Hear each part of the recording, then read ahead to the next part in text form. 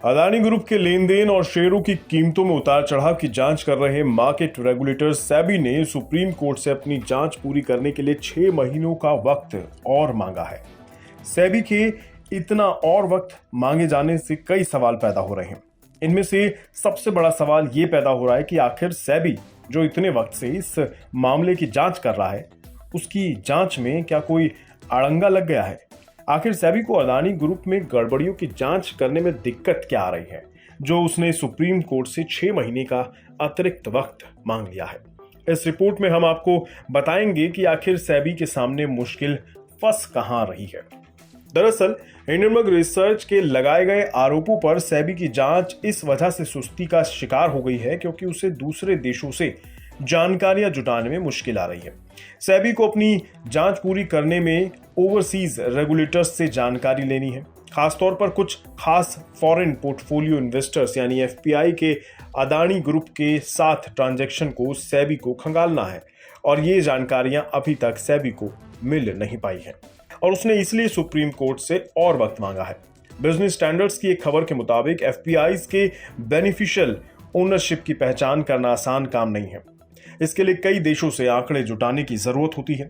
सेबी ने अलग अलग देशों के रेगुलेटर्स से जानकारियां मांगी भी हैं। इनमें भी कुछ रेगुलेटर्स तो ये जानकारियां अपने यहां हुए समझौतों के चलते इन जानकारियों को मुहैया कराने में असमर्थता जता रहे हैं। यानी सेबी की जांच दूसरे देशों के रेगुलेटर्स के पाले में जाकर ठहर गई है। सूत्रों का कहना है कि सेबी ने इन रेगुलेटर्स से ऑफशोर फाइनेंशियल इंस्टीट्यूशंस के बैंक स्टेटमेंट की मांग की है। इसके अलावा इनके लाइसेंस और अडानी ग्रुप की ऑफशोर रेगुलेटर्स को सौंपी गई चिट्ठी की भी जानकारी सेबी ने इनसे मांगी है।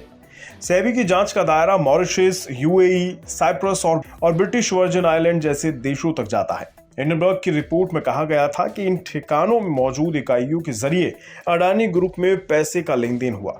अमूमन सेबी का ऑफशोर रेगुलेटर के साथ जानकारियों के लेन देन के लिए एमओयू होता है, लेकिन कई दफा मांगी गई जानकारियों के आधार पर रेगुलेटर्स इन्हें देने से आनाकानी करते हैं।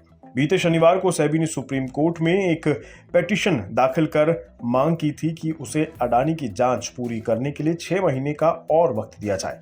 सेबी ने अपनी याचिका में इस जांच को पूरा करने में आ रही दिक्कतों का भी जिक्र किया था और कहा था कि इसके चलते 2 महीने के भीतर जांच खत्म नहीं हो पाई है। हिंडनबर्ग की रिपोर्ट 24 जनवरी को आई थी और उसके बाद से अडानी ग्रुप का मार्केट कैप करीब $100 अरब तक नीचे आ चुका है। इसके बाद से अडानी ग्रुप लगातार खुद को इस क्राइसिस से उभारने में लगा हुआ है। दूसरी तरफ पीआईएल याचिकाओं के जरिए ये मामला सुप्रीम कोर्ट में भी जा चुका है, जहां से 6 सदस्यीय पैनल अब पूरे मामले की जांच कर रहा है। देखने वाली बात यह है कि क्या सेबी इस 6 महीने की अतिरिक्त अवधि में इस जांच को पूरा कर पाता है या नहीं, और इस जांच के नतीजे क्या निकल कर आते हैं।